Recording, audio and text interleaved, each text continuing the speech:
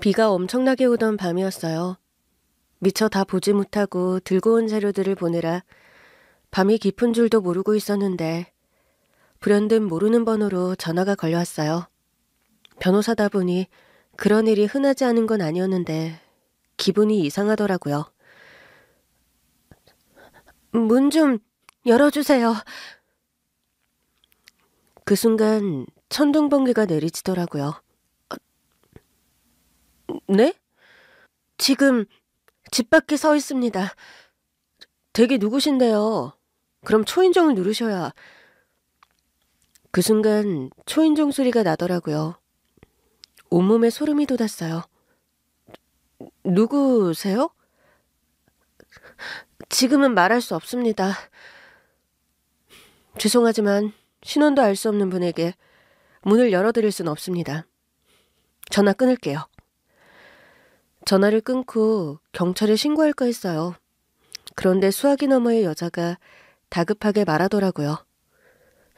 후회하실 거예요. 네? 저를 안 만나면 후회하실 거라고요. 내일 상견례 하시죠? 그쯤 되자 어이가 없더라고요.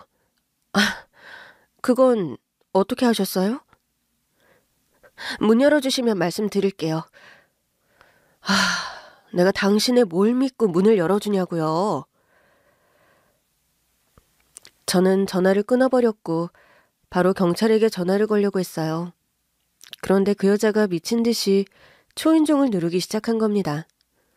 저는 귀를 틀어막으며 덜덜 떨리는 손으로 112를 눌렀어요. 정말 오싹한 순간이었죠. 저는 경계심이 심한 사람이에요. 고아로 고아원에서 자랐고 독하게 공부해서 법대에 갔어요. 내 주제에 무슨 대학이냐고 깔보던 고아원 친구들 말도 다 무시했어요. 그러다 보니 고아원에서도 학교에서도 친구가 없었어요. 고아원 안에서부터 내 노력을 무시하는 사람들을 경계하며 살았다 보니 학교에서도 늘 모두를 경계했어요. 늘 혼자 밥을 먹고 혼자 공부하고 그게 공부할 수 있는 시간을 최대로 벌 수 있는 길이기도 했으니까요. 그렇게 독하게 공부해서 법대에 갔을 때 고아원 원장님이 사비로 제 학비를 대주시며 그러셨어요. 넌 해낼 줄 알았어. 그 누구보다 강하고 멋진 여성이 될 거야. 꼭 성공하렴. 원장님이 주신 학비를 손에 꼭 쥔 채 돌아서는데 처음으로 눈물이 났어요. 초등학생이 된 후로는 한 번도 운 적이 없었거든요. 울어봤자 달라지는 건 없으니 그 시간에 공부했어요. 그렇게 감동적으로 고아원 생활을 마무리하나 싶었는데 저를 가장 질투했던 고아원 동생 하나가 그러더라고요. 언니가 나가서 뭐라도 될 것 같지? 결국 하다가 중간에 포기할걸? 고아원에서 사는 거랑 밖에 나가서 혼자 사는 건 천지 차이라고 했어. 아주 당돌하게 말하길래 저도 얼굴을 똑바로 보고 말해줬습니다. 행여나 걱정돼서 하는 말인데 절대 법정에서 만나는 일은 없었으면 좋겠다. 그게 무슨 소리야? 너 버릇 안 좋잖아. 나중에 법정에서 만나면 절대 안 봐준다? 조심해. 결국 그 애는 제 말에 어떠한 응수도 하지 못했어요. 속이 다 시원하더라고요. 대학에 진학한 뒤에도 연애 같은 건 꿈도 꾸지 않았어요. 제 목표는 오직 하나. 변호사가 되는 것이었습니다. 그러던 어느 날이었죠. 낮에는 일하고 밤에는 공부하고 밤낮 없이 살다 보니 피로가 누적됐었나 봐요.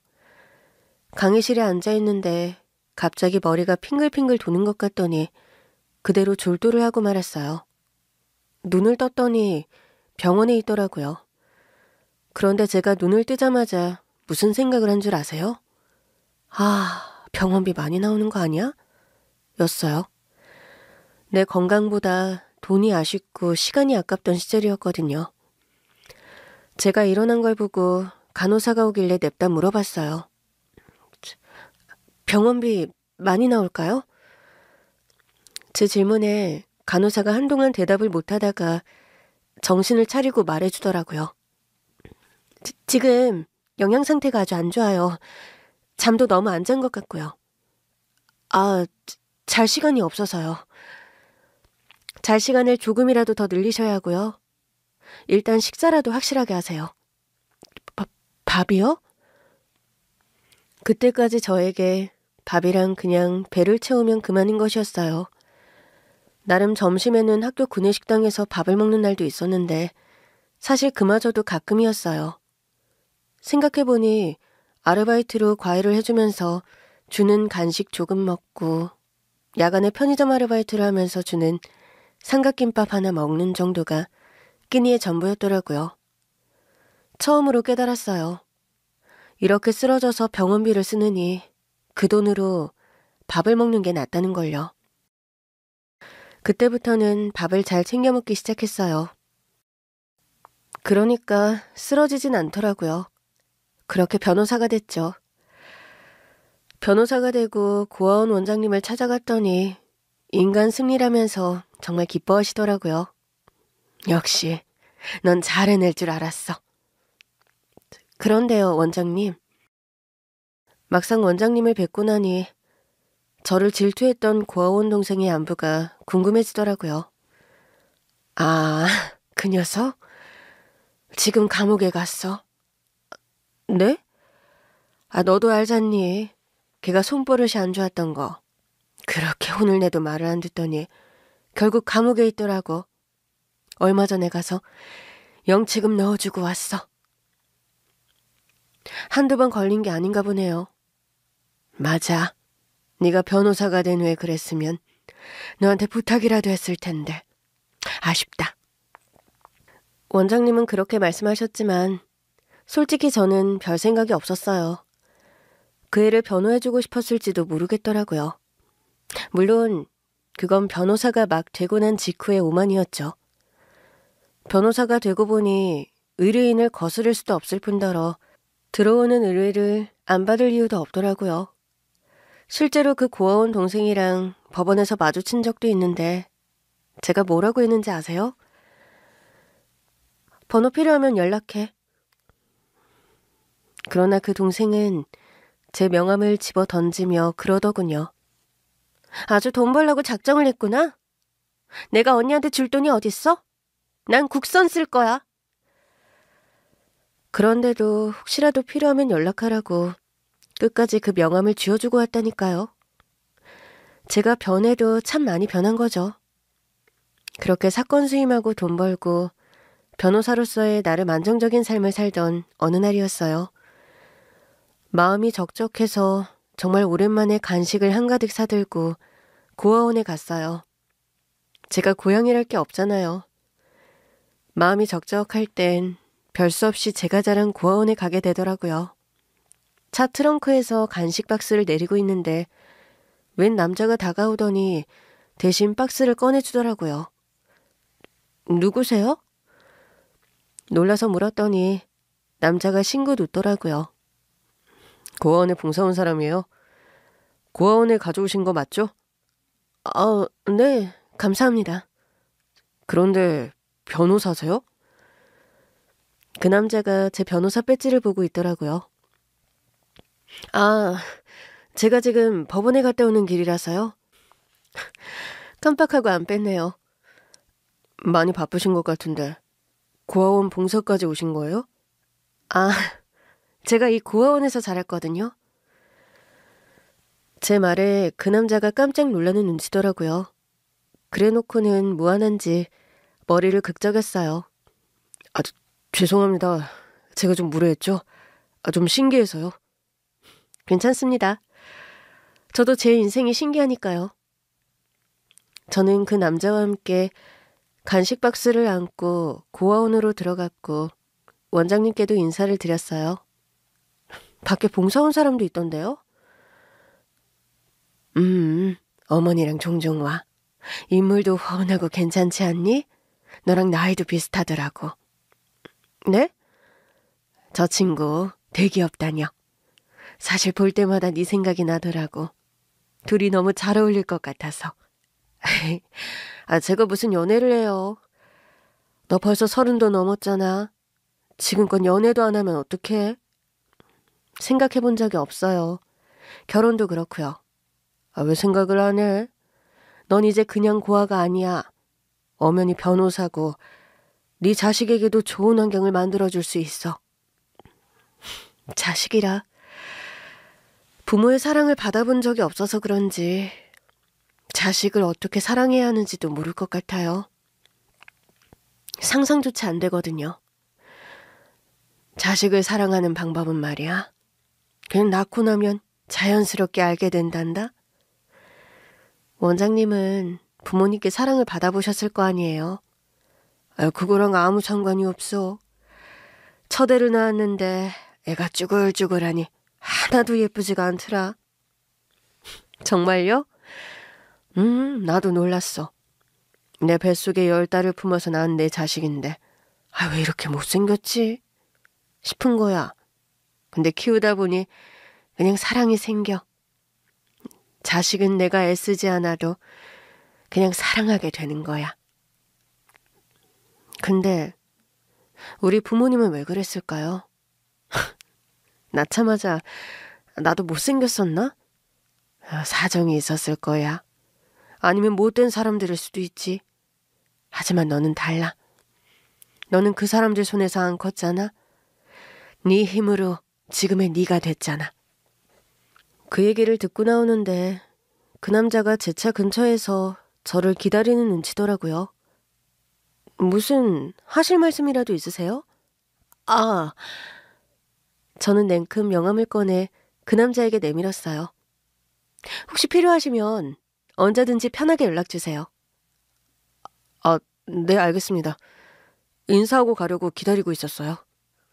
인사를요? 굳이 인사를 하고 간다기에 좀 특이한 사람이라고 생각했어요. 그런데 이 사람을 만나면 만날수록 저도 특이한 사람이었더라고요. 명함을 가져간 날 밤 그 사람에게서 문자가 왔어요. 자기 번호라면서 저장해두라고 하더라고요.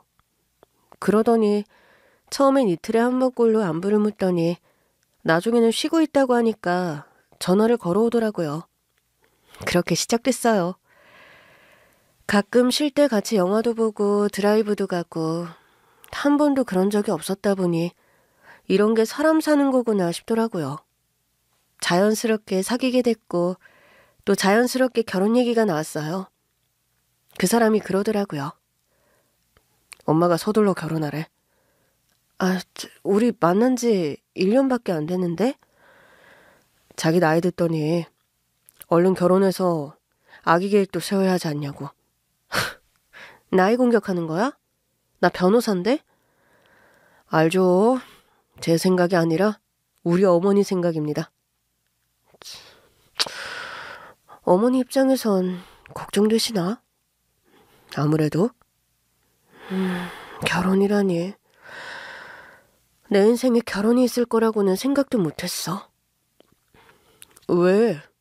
나는 자기가 오히려 부모님이 안 계셨으니까 더 결혼하고 싶을 수도 있다고 생각했는데? 오히려 엄두가 안 나, 결혼이라는 게. 내가 가르쳐줄게.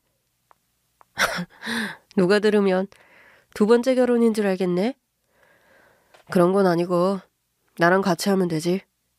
우리 둘은 잘 해낼 거야. 처음으로 사랑한 남자여서였는지 어쩌면 이 사람과 가정을 꾸릴 수도 있겠다는 생각이 처음으로 들었어요. 그 후로도 결혼을 결심하기까지는 반년은 더 걸렸던 것 같아요. 결국 결혼을 결심하고 시댁에 인사를 드리러 갔어요. 결혼 승낙까지는 아니어도 정식으로 첫인사를 드리러 갔던 거죠. 시어머니는 저를 보자마자 제 손을 꼭 잡으셨어요. 드디어 우리 큰아들도 결혼을 하는구나. 우리 아들이 어찌나 결혼 생각이 없던지 내가 고민이 많았어. 어머니랑 같이 고아원 봉사도 많이 다녔다고 들었어요. 그래, 결혼하면 너도 같이 가자. 그게 남자친구를 봤더니 남자친구가 말씀드리라는 듯 고개를 끄덕이더라고요. 사실 오기 전에 물어봤었거든요. 내가 구하라는 사실을 말씀드렸냐고요. 그랬더니 아직 말하지 않았다고 하더라고요. 그건 제 개인정보기도 하고 제 허락 없이 말하는 건 좀 아닌 것 같았다고요. 그래서 긴장이 좀 됐어요. 말하면 분명 싫어하실 것 같았거든요. 사실 어머님이 이 사람이랑 갔었다는 고아원이 제가 자란 곳이에요. 뭐라고? 많이 놀라셨죠? 오늘이 첫인사 드리는 날이니까 오늘 말씀드리는 게 맞는 것 같아서요. 어머님도 생각해 보셔야 할 부분이 있을 수도 있고. 세상에 가엾기도 하지. 그런데도 변호사가 됐단 말이야? 네? 네.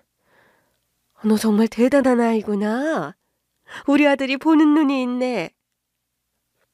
시어머니께서는 제가 고아라는 사실은 전혀 개의치 않아 하셨어요. 사실 시댁에 도착하자마자 당황했었거든요. 자기야, 집이 왜 이렇게 좋아? 사실 우리 재벌집이야. 외할아버지가 재벌이시거든. 뭐? 나는 외가사업 물려받고 싶지 않아서 따로 취업하긴 했는데 조만간 아버지 따라서 외할아버지 회사로 옮겨야 할 수도 있어. 이제 외할아버지께서 건강이 정말 안 좋으시거든. 남자친구가 재벌이라는 사실도 얼떨떨한데 제가 고아라는 얘기까지 꺼내야 하는 상황이 아주 불편했었어요. 그러나 시어머니께서는 그날 내내 제 손을 꼭 잡아주셨죠. 이제 우리가 네 가족이 돼줄게. 그 말이 어찌나 든든하던지 그렇게 한 달쯤 지났을 때 남자친구가 상견례를 하자고 하더라고요. 엄마가 얼른 상견례 하자고 하셔. 근데 나는 부모님이 안 계시잖아. 그냥 식사하면서 결혼 날짜 잡고 하면 되는 건가? 그럼 내가 자기 옆에 앉을 거야. 몇 주 뒤 상견례 날이 왔어요. 고아로 자란 나를 며느리로 받아준 재벌집 예비 시어머니는 그날도 저에게 그러셨어요. 부모 없이 변호사가 된 너 같은 며느리가 자랑스럽다. 그러면서 와인으로 건배를 하자고 하시더라고요. 잔을 부딪히던 그때였어요. 상견례장 문이 벌컥 열리면서 여자가 들어왔어요. 시어머니를 포함해 그 자리에 있던 모든 시댁 식구들이 얼음장처럼 굳더라고요. 그 여자는 상견례 전날 동설하며 저를 찾아왔던 사람이었습니다. 문을 열었을 때 산송장처럼 마른 동서가 서 있었어요. 그때부터 역대급 반전이 찾아왔죠. 그날이 다시 떠오르더라고요. 초인종 좀 그만 눌러요. 경찰에 신고하기 전에. 제발 열어주세요. 아니, 내가 당신이 누군 줄 알고 문을 여냐고요. 그럼 경찰 부를 테니까 경찰까지 대동하고 보죠. 그래도 상관은 없지만 제가 몸이 좀 힘들어서 그래요. 저는 일단 인터폰 화면으로 밖을 봤어요. 얼핏 봐도 산송장처럼 마른 여자더라고요. 이상한 걸 들고 있지 않나 봤는데 그런 것 같진 않았어요. 한 손으로도 제압할 수 있을 것 같은 여자를 보자 약간 안도하는 마음이 들었어요. 좀 무슨 일로 찾아온 건지 일단 말해요. 듣고 믿으실 수 있겠어요? 인터폰으로 당신 보고 있어요. 그럼 제가 살점 하나 없이 마른 것도 보이시겠네요? 이게 다 누구 때문인지 아세요? 제가 어떻게 알겠어요. 바로 내일 상견례장에서 보실 예비 시어머니 때문이에요. 뭐라고요? 저는 남편 되실 분 동생과 결혼했던 여자입니다. 남편에게 남동생이 하나 있다는 건 알고 있었어요. 그러나 결혼했었다는 얘기는 들은 적이 없었어요. 제 예비 시동생이 결혼을 했었다고요? 난 들은 적 없어요. 비밀로 하려고 했을 거예요. 날 이 지경으로 만들었으니까. 나한테 그 억울함을 호소하고 싶어서 온 건가요? 같은 여자로서 같은 위험에 빠지게 하고 싶지 않았어요. 동서는 그냥 서 있기도 위태로워 보였어요. 일단은 문을 열어줘야겠더라고요. 문을 열고 보는데 산송장처럼 마른 사람이 비에 쫄딱 젖어 있더라고요. 저는 일단 수건부터 가져왔습니다. 우산도 없어요? 정신병원에서 급히 오느라. 정신병원이요? 네. 이혼하고 정신병원에 입원해 있었어요. 제정신으로 살 수가 없었거든요. 도대체 무슨 일이 있었던 거예요? 저는 동서를 안으로 들인 뒤 갈아입을 옷과 따뜻한 차를 준비해줬어요. 옷을 갈아입고 나오길래 따뜻한 담요도 덮어주었죠. 차 좀 마셔요. 감사합니다. 내가 문 안 열어주면 어쩌려고 그 몸으로. 저 같은 피해자가 나올까 봐요. 도대체 뭔데요? 혹시 고아 출신이세요? 그걸 어떻게 알았어요? 저 의사예요. 갑자기 그게 무슨... 저도 의사인데 이런 꼴을 당하고 이혼했다고요. 저는 변호사인데... 아니, 이게 아니지. 지금 대체 무슨 소리를 하는 거예요? 저도 고아 출신이거든요. 네? 그 여자... 그러니까 변호사님이 예비 시어머니라고 생각하는 그 여자요. 전국의 고아원이랑 고아원은 다 돌아다니면서 봉사활동하는 여자예요. 맞아요. 들었어요. 재벌집 사모님이라고 그렇게 적선을 베풀고 다니는 건데 결혼하자마자 저한테도 같이 가자고 하더라고요. 나한테도 그런 말씀을 하시긴 했는데 그랬겠죠. 저를 고아원 봉사에 데리고 다니면서 어떻게 했는지 아세요? 너랑 같은 출신인 애들이 빼곡하구나. 너 같은 애를 구제해준 우리 집에 감사해라. 네? 처음에는 저한테 그러셨어요. 고아 출신으로 의사까지 된 네가 정말 자랑스럽다. 네가 우리 집 며느리라니 너무 좋다. 평소에 고아원 봉사도 많이 다니신다고 하고 참 좋은 분이구나 생각했어요. 그런데 결혼하자마자 신분이 생기더라고요. 재벌집에서 나고 자란 시댁 식구들과 저 사이에는 안 보이는 벽이 있었어요. 저는 시댁에서 시키는 대로 해야만 하는 존재였죠. 한마디로 주인과 하인이었어요. 남편이 그걸 두고 봤어요? 두고 봤냐고요? 오히려 아주 재밌어 했어요. 나중에 알고 보니 제가 고아 출신인 걸 알고 결혼하자고 했더라고요. 그 집의 고약한 취미인 것 같았어요. 고아들에게 베푸는 척 우월감 느끼는 거.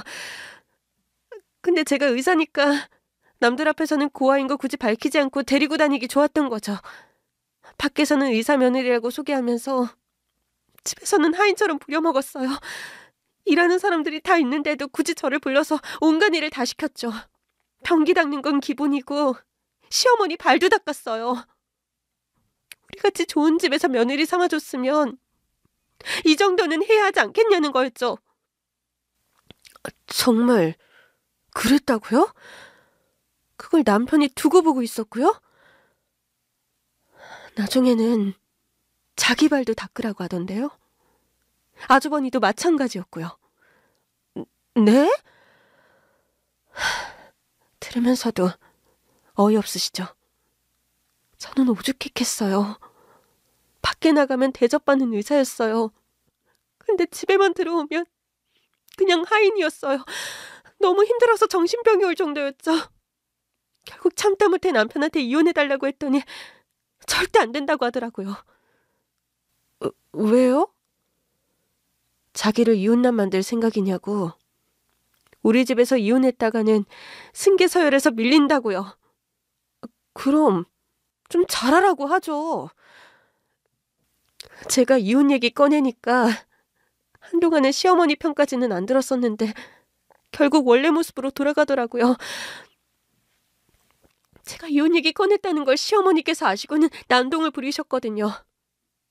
제 방에 와서는 제 옷을 다 찢어버리시고 화장품을 저한테 던지시는 바람에 몸이 성한 데가 없었어요.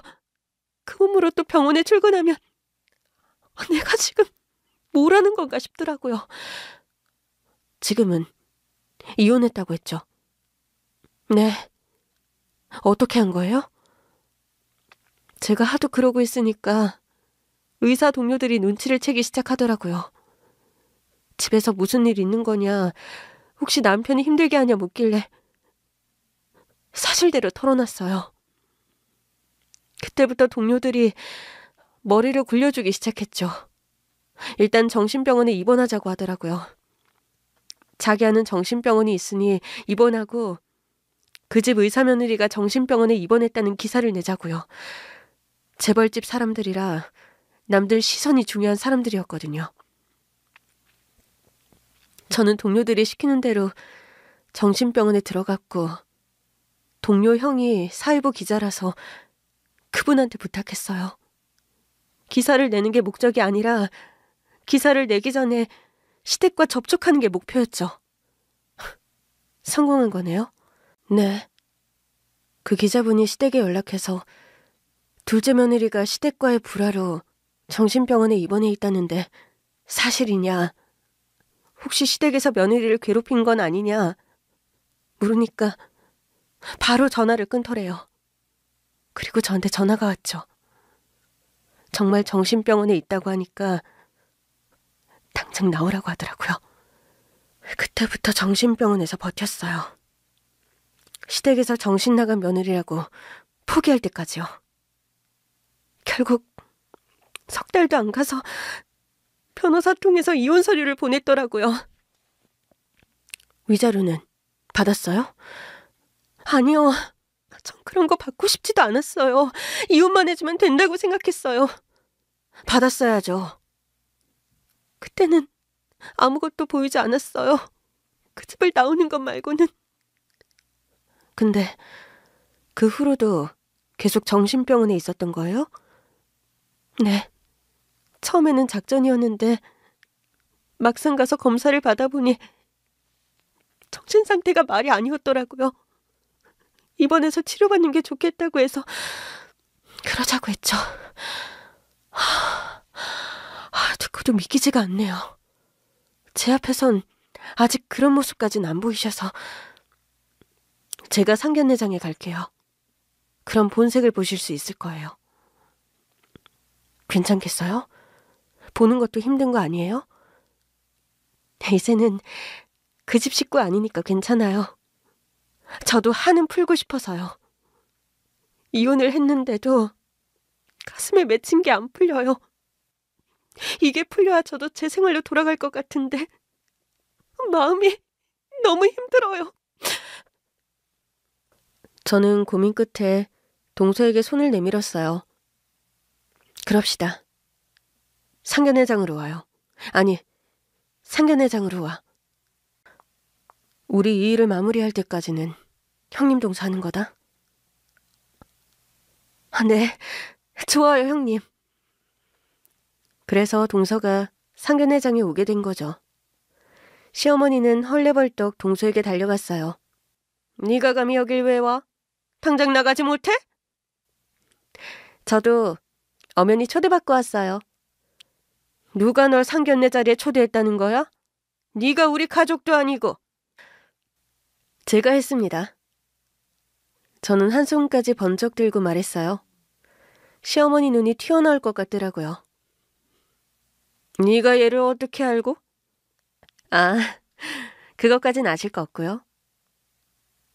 설마 얘가 널 찾아가서 변호라도 부탁했니? 어머, 어떻게 하셨어요? 어머, 뭐야? 이혼 절차는 이미 다 끝났는데? 아, 그게 자세한 건 곧 알게 되실 거고요. 동서는 제가 초대한 사람이 맞아요? 동서라니? 동서 맞던데요? 저는 있었는지도 몰랐네요. 동서는 무슨? 이미 이혼한 사이야. 그러니까요. 저는 시동생이 장가를 갔다가 온 줄도 모르고 있었잖아요. 자기야, 자기는 왜 나한테 말 안 해줬어? 어? 그게 동생 사생활이기도 하고. 아, 사생활? 그렇지. 말 한 번 잘했다. 내가 고아 출신인 것도 내 사생활이라 어머니께 말 안 했다고 했었지? 그럼 그렇지. 사생활은 중요한 거니까. 그래. 이제와 생각해보면 자기는 사생활이 참 중요한 사람이었지. 그러니 나한테 말 안 하는 사생활도 있었을 거고. 그렇지? 동생 일은... 아니, 동생 일 말고 자기가 한 일. 나 숨긴 거 없어. 정말 내가 고아인 거 어머니한테 말 안 했어? 당연하지. 아닌데. 말했을 것 같은데. 자기야. 자기가 재수 씨한테 무슨 소리를 들었는진 모르겠는데. 아니야. 절대 아니야. 무슨 소린지는 모르겠다더니 다 아는 것 같은데. 어머니, 안 그래요? 아예, 너 도대체 무슨 소리를 하는 거니? 저런 애 말 들을 거 없어. 쟤는 우리 집 싫다고 자기 발로 나간 애야. 제가 우리 집을 얼마나 나쁘게 생각하고 있겠니? 제가 우리 가족이 행복한 게 싫어서 이간질을 하는 거야. 혹시 고아 수집이 취미세요? 뭐? 제가 고아인 거 처음부터 알고 있었던 거죠? 제가 고아인데 변호사라고 하니까 너무 좋으셨죠? 예. 내가 미리 그걸 알고 있었든 알고 있지 않았든 그게 그렇게 중요하니? 수집이라니. 어쩌다 보니 그렇게 된 것뿐이야. 그래요? 고아지만 의사인 둘째 며느리, 고아지만 변호사인 첫째 며느리. 왜 하필 고아 출신인데 멀쩡한 직업을 가진 며느리들만 고르신 걸까요? 내가 골랐니? 우리 아들들이 고른 거지? 고른 건 맞구나? 뭐? 그럼 우리가 평범한 집에서 자라서 의사고 변호사였으면 어떻게 하셨을 건데요? 그거야. 그건 나도 모르지. 어머니, 참 희한하시네요. 보통은 고아가 아니라 부모가 있으면 더 좋은 거 아니에요? 부모가 없는 우리는 받아주셨는데 부모가 있는 우리는 왜 생각해보는 건데요? 그건... 어머니, 브루이웃을 많이 좋아하시나 봐요. 예. 내가 부모 없이 불쌍하게 큰 너희들을 내 며느리로 받아준 게 그렇게 불만이니? 그래서 수집을 하느냐는 둥 말도 안 되는 소리까지 하는 거야? 막말로 나 재벌이다. 아쉬울 게 뭐가 있어서 고아를 며느리로 들이겠어? 너 말 한 번 잘했다. 내가 정말 고아원 봉사를 수년을 다니면서 말이다. 그동안 선행을 밥 먹듯이 하던 사람이야. 그런 내가 고아 며느리 들여서 우리 집 사람으로 만들려고 좀 가르친 걸 가지고. 뭐? 내가 일부러 고아를 수집해? 세상 사람들한테 다 물어봐라. 재벌이 굳이 고아를 골라서 며느리로 삼을 필요가 있는지. 아쉬운 게 없어서 고아 며느리를 들이신 것도 있죠. 단순히 고아인 게 아니니까요. 친정이 없으니 도움 구할 데는 없고 남들 보기에는 데리고 다니기 좋은 직업을 가졌고요. 뭐 그런 며느리를 골라다가 스트레스 해소하시려고 한 건 아니에요? 아쉬운 게 없으셔서요. 저는 동서를 봤어요. 동서가 정신병원에 있었다고 하더라고요. 그래, 제가 말이다. 우리 집에서 나가겠다고 쇼까지 했던 애야. 멀쩡한 애가 우리 때문에 정신적인 스트레스가 심했다나 뭐라나 그러면서 제 발로 정신병원까지 들어갔다니까. 제가 진료 기록을 보니까 정말 정신적인 문제가 있었던데요. 쇼는 아닌 걸로 보이던데. 우리가 얘한테 뭘 어쨌다고. 얘가 고아라서 뭐 아는 게 있어야지. 가족들이랑 사는 법을 전혀 모르니까 가르치려고 좀 엄하게 했던 것뿐이야. 아, 그럼 저한테도 그러실 생각이었겠네요. 저도 고아니까. 가족이랑 살아본 적도 없고요. 아이가 정말 왜 이래? 그거야, 네가 잘하면 너한테는 그럴 필요가 없었겠지? 제가 보니까 동서가 참 착하던데. 동서가 그 정도였으면 저는 개차반이겠어요. 그러니까 이 결혼은 안 하는 게 낫겠다 싶어요. 예, 너는 상견례 자리에서 무슨 그런 소리를 하니? 상견례 자리에서 해야지. 하객들 다 불러놓고 결혼식에서 하는 건 좀 그렇잖아요? 뭐야? 사실은 그냥 결혼식에서 할까도 했어요. 사람들 다 모아놓고 그동안 동서가 당한 일을 다 들려줄까도 했죠. 저는 휴대폰을 열어 동서가 저에게 주었던 녹음 파일을 재생했습니다.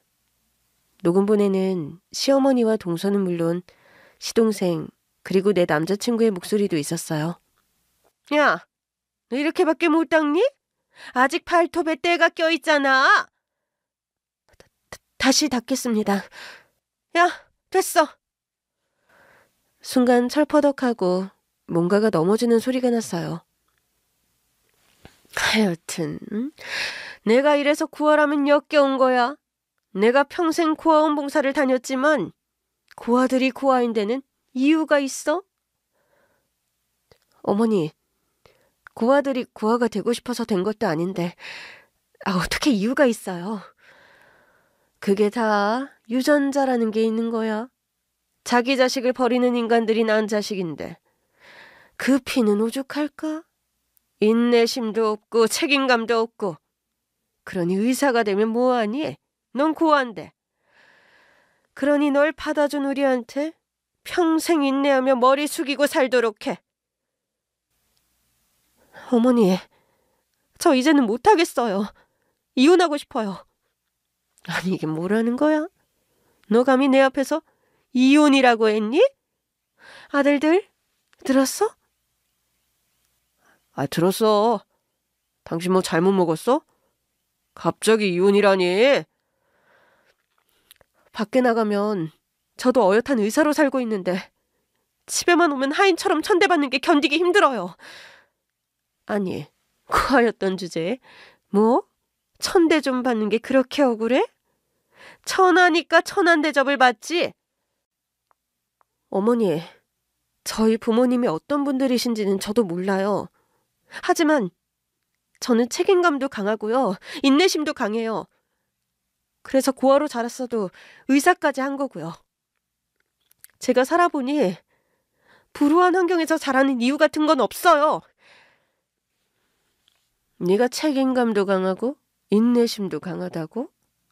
그러면서 겨우 이런 천대도 못 견뎌? 이건 인격 모독이잖아요. 제가 왜 어머니 발도 모자라 남편 발, 아주버니 발까지 닦아야 하는데요? 재수씨, 지금껏 잘하다가 갑자기 왜 이래요? 혹시 그날인가? 아닌데, 저 사람 그날 아니야? 근데 왜 저래? 밥을 잘못 먹었나? 여보, 그만하고 일어나. 자, 일단 올라가서 이야기하자. 어차피 당신은 아무 힘도 없잖아. 어머니 앞에서 해.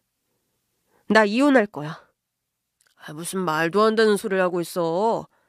집까짓게 날 이혼남으로 만들겠다는 거야? 뭐? 집까짓게?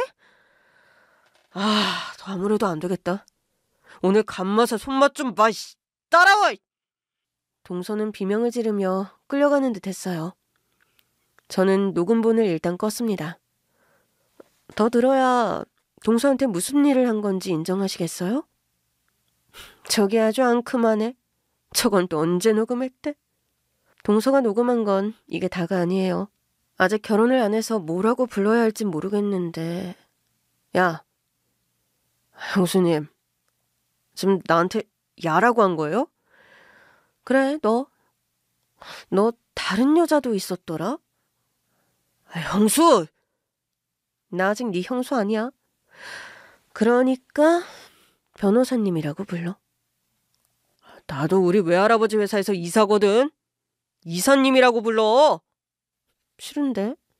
내가 너희 회사 직원도 아닌데 웬 이사님? 나야 뭐 전문직이니까 변호사님이라고 부르라고 한 거고. 진짜 어이가 없네. 형! 어디서 저런 이상한 여자를 데리고 왔어? 야, 너 좀 조용히 해. 자기야, 우리 나가서 얘기하자. 이제 자기라고 부르지 마. 너 진짜 왜 그래? 왜 그러긴? 너랑 끝내려고 그러지. 난 네가 따뜻한 사람인 줄 알았어. 고아원에서 날 처음 도와주던 그때부터 나한테 첫눈에 반했다는 말을 믿었어. 근데 이제 보니 너도 결국 네 동생처럼 너희 집에서 하인놀이 해줄 여자를 찾았던 거야? 그래서 날 보고 눈빛이 반짝였던 거지? 그렇지? 자기야, 구색이 다 맞았을 거 아니야. 동생은 고아 출신 의사, 너는 고아 출신 변호사. 얼마나 재밌었을까? 고아들은 무조건 잘해주면 넘어오나 보다 생각했니? 결국 남자친구도 본색을 드러내더라고요. 이게 진짜 내가 적당히 달래서 데리고 살까 했는데 도저히 안 되겠네. 그래, 누가 고아 아니랄까봐 조금 잘해주니까 바로 넘어오더라. 만만하게 군 게 누군데? 내가 만만하게 굴었다고? 그래, 내가 영화 보자고 하니까 보자고 하고 밥 먹자고 하니까 먹자고 하고 그러다 자연스럽게 사귀게 된 거잖아. 어떡하지? 처음엔 네가 영화 보자고 했을 때도 밥 먹자고 했을 때도 나는 내 의뢰인 후보 확보한 거였어. 네가 내 의뢰인이 될 수도 있다고 생각했으니까. 뭐? 너 그렇게 해픈 여자였어? 뭐? 해픈 여자? 영화 보고 밥 먹는 게 해픈 일이니? 하도 나랑 만나고 싶어 하길래 몇 번 만나준 거야? 뭐? 만나줘? 고아 주제에 날 만나줬다고? 근데 네가 자꾸 나한테 흑심을 품더라고. 사실 연애가 좀 해보고 싶던 시기여서 한번 만나나 볼까 싶었는데 결혼까지 하자고 매달리더라. 야, 내가 언제 너한테 매달렸어? 언제? 내가 고민하니까 반년 넘게 설득했잖아. 결혼해달라고. 그건 알아. 이제는 네 어머니가 시켜서 한 거 알겠어. 근데 나도 뭐 그렇게 진지한 마음은 아니었다는 거야. 그래서 그렇게 끝내는 게 어렵지 않았다고. 야, 너 나랑 끝내는 게 이렇게 쉬워? 우리 둘 문제도 아니고 이혼한 재수씨 때문에 이럴 일이냐고. 막말로 너한테는 아직 일어나지도 않은 일이잖아. 곧 일어날 일이겠지. 아니야, 내가 너 그렇게 안 뒀을 거야. 내가 더 싫은 건 뭔 줄 알아? 뭔데? 네가 그 정도의 인간이라는 거. 내가 마음을 줬던 남자가 약자를 괴롭히는데 같이 끼어서 낄낄거리는 남자라는 거. 나는 그게 정말이지 몸서리치게 싫어. 내가 정말 너랑 결혼할 수 없는 이유는 네 엄마도 아니고 네 동생도 아니고 그런 네가 싫어서야. 제 마지막 말에 결국 남자친구도 입을 다물더라고요. 저는 동서를 봤어요. 하고 싶은 말 있으면 다 해. 이렇게 모아놓고 얘기할 날이 또 있겠어? 동서는 위태롭게 휘청이면서도 그들 앞에 똑바로 서서 말했어요. 그때는 내가 너무 겁을 먹었었어요. 그래서 이혼만 해주면 아무것도 바라는 게 없다고 퉁치고 나왔어요. 단 하루의 내 삶도 당신들 가족으로 살고 싶지 않았으니까요. 근데 저는 아직도 제 일상으로 못 돌아가고 있어요. 하루하루가 여전히 당신들에 대한 기억으로 치가 떨려요. 야, 너 정신 약한걸? 우리 탓하는 거니? 그래. 오늘 상견례를 한 첫째 며느리는 우리가 한 일을 알고 충격받을 수 있어. 근데 너는 뭔데? 너는 이혼만 하면 이 일은 어디서든 말하지 않기로 각서까지 쓰지 않았어? 내가 널 가만히 둘 것 같아? 괜찮을 것 같은데요? 뭐야, 너 지금 우리 집안을 우습게 보는 거니? 이번에 각서를 다시 쓸 거니까요. 누구 마음대로? 제 맘대로요.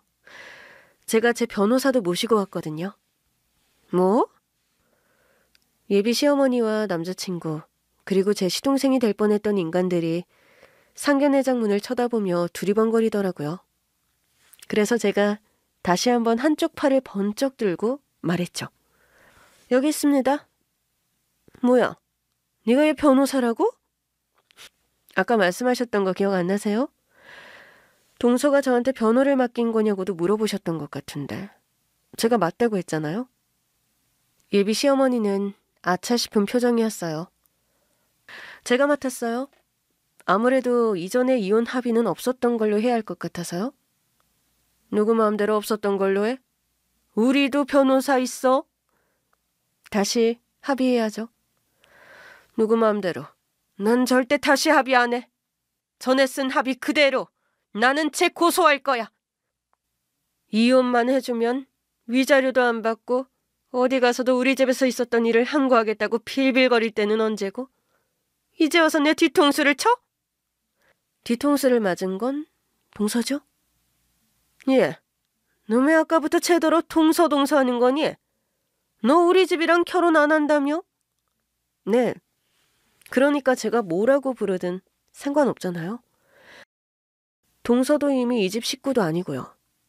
하필 파혼을 결심하기 직전에 만나서 그런지 동서라는 호칭을 자꾸 쓰게 되네요. 저도 동서일까지 정리해둔 뒤에는 호칭 정리할 거예요. 그러니까 사사롭고 쓸데없는 걸로 방해하지 말아주세요. 지금부터 아주 중요한 얘기를 할 거니까요. 중요한 얘기? 네. 제 의뢰인은 이전에 있었던 합의와 별개로 그간의 괴롭힘에 대한 피해 보상과 위자료 청구를 진행할 겁니다. 지금 뭐 하자는 거야? 피해 보상? 위자료? 네. 여기 계신 전 남편을 포함한 전 시댁 식구들이 제 의뢰인을 힘들게 했던 증거가 넘쳐나셔서요. 물론 그 전에 쓴 각서가 효력이 없는 건 아니죠. 하지만 합의해 주시는 게 이로우실 겁니다. 뭐야? 동서가 전에 쓴 각서는 전제가 이혼만 해주면 지키겠다는 게 전부고 이를 어길 시에 관한 내용이 없거든요. 그거야. 얘가 어기면 우리 식으로 얼마든지 벌어줄 수 있었으니까. 앞으로는 합당하지 않은 처우에 대해서는 모두 증거를 남겨서 문제로 삼을 겁니다. 야, 아들. 우리 변호사 불러. 이 각서 어떻게 된 거야? 엄마, 그때 변호사님이 어길 시에 관한 내용도 작성해야 한다고 했는데 엄마가 그랬잖아. 저 고아 출신이 감히 우리 명령을 어길 수 없을 거다. 행여 어기면 그때는 내가 직접 응징하면 된다. 그랬잖아. 내가? 아우, 속 터져. 니들 뭐하고 있었어? 내가 이런 황당한 각서 쓸 동안 니들은 뭐하고 있었냐고? 아들이라는 것들이 엄마 속 한번 제대로 못 풀어주고 말이야.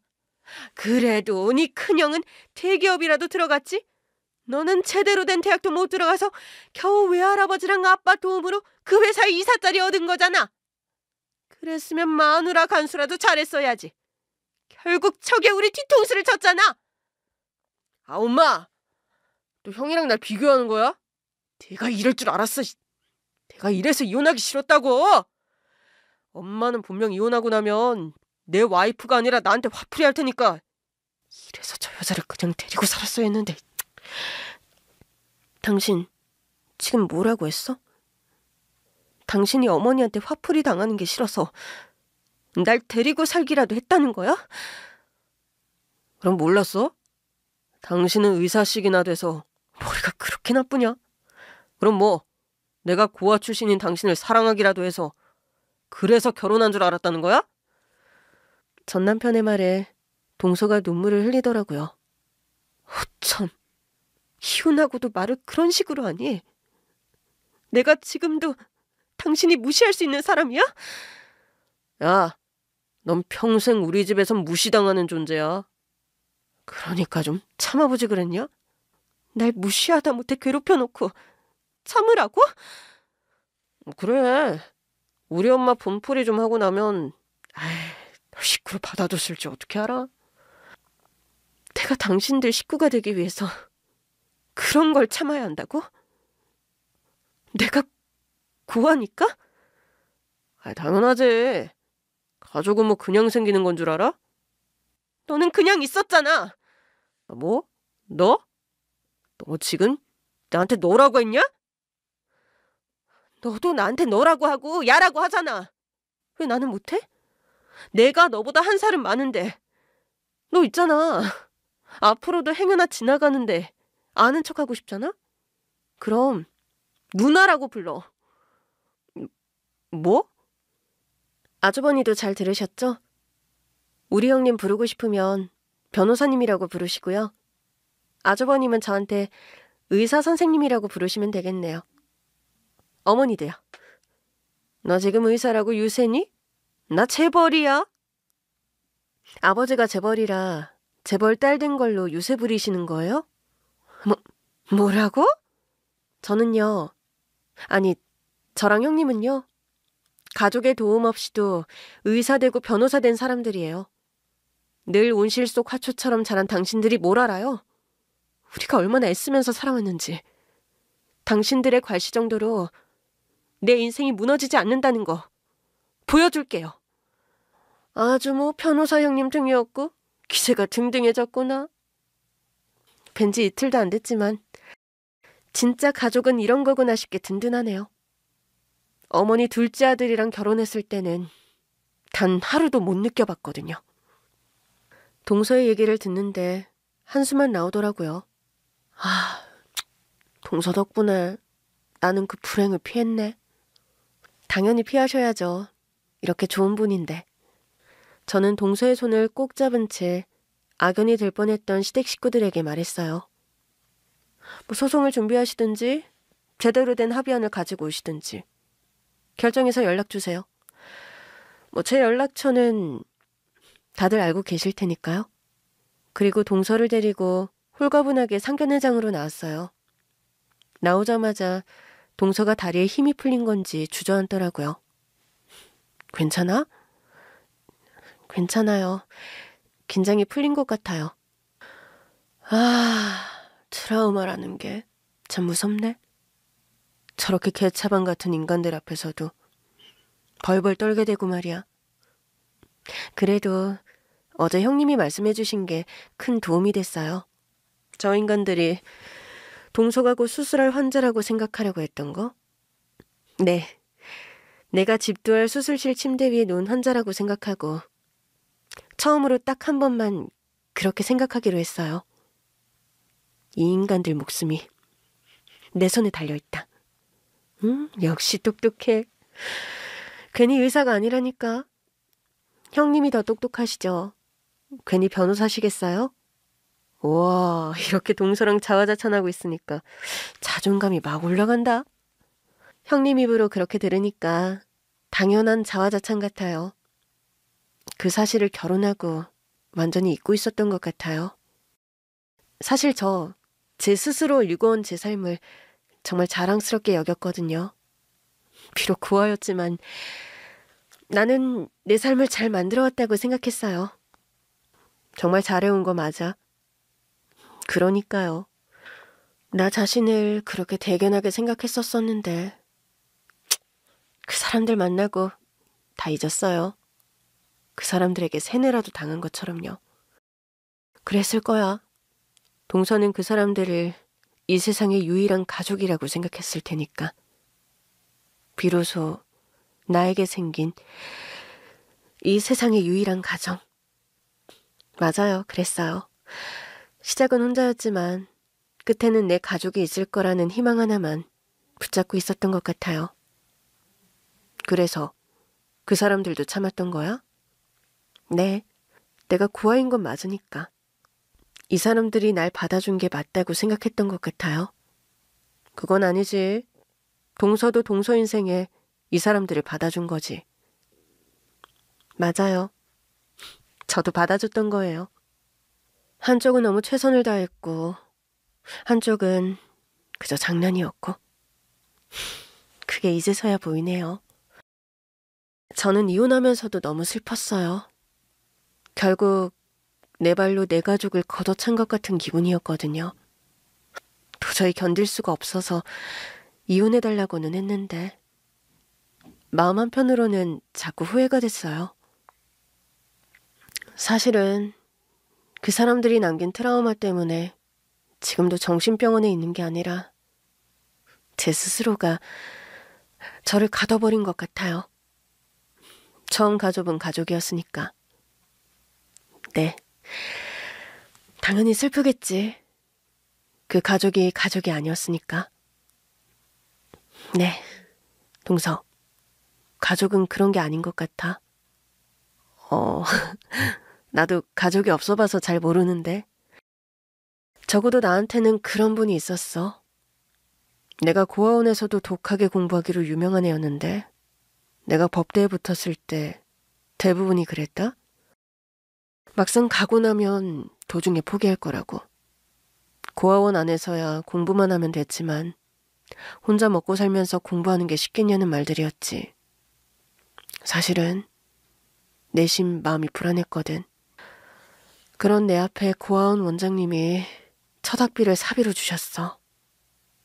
그러면서 넌 해낼 줄 알았다. 꼭 성공해라 그러시는데 나는 그런 게 가족보다 더 가족다운 게 아닌가 싶기도 해. 내 표현이 좀 부족하지? 아니요, 다 알 것 같아요.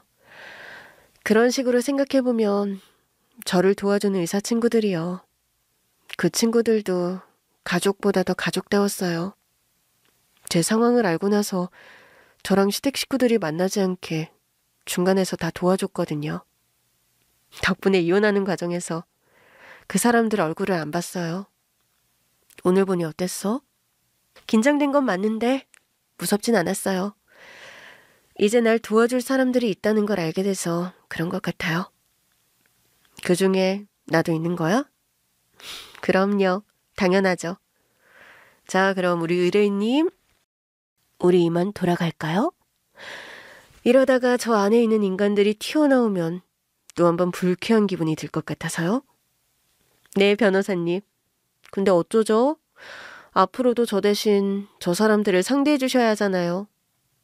내가 또 일감 앞에서는 한없이 약해지지. 저런 인간들 상대하는 건 일도 아니야. 나의 불행까지 막아준 은인 같은 의뢰인이신데 제가 마무리까지 책임지고 잘해드리겠습니다. 잘 부탁드립니다. 처음에는 소송에 맞서겠다던 동서의 전 시댁 식구들이 결국 합의안을 가져왔어요. 길게 끌어봐야 소문만 날 거고 결국 본인들에게 좋을 게 없다고 판단한 것 같더라고요. 그러면서 동서 앞으로 수억의 위자료를 제시했어요. 결국 동서도 만족하는 선에서 마무리됐죠. 그 후 동서는 정신병원에서 퇴원하고 다시 의사로 살고 있어요. 종종 동서와 만나서 식사도 하고 이야기도 나누는데 이제는 언니 동생 하면서 지냅니다.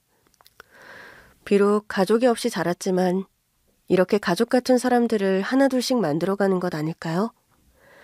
자신의 불행으로 제 불행을 막아준 동서 역시 이제는 저에게 가족 같은 사람입니다.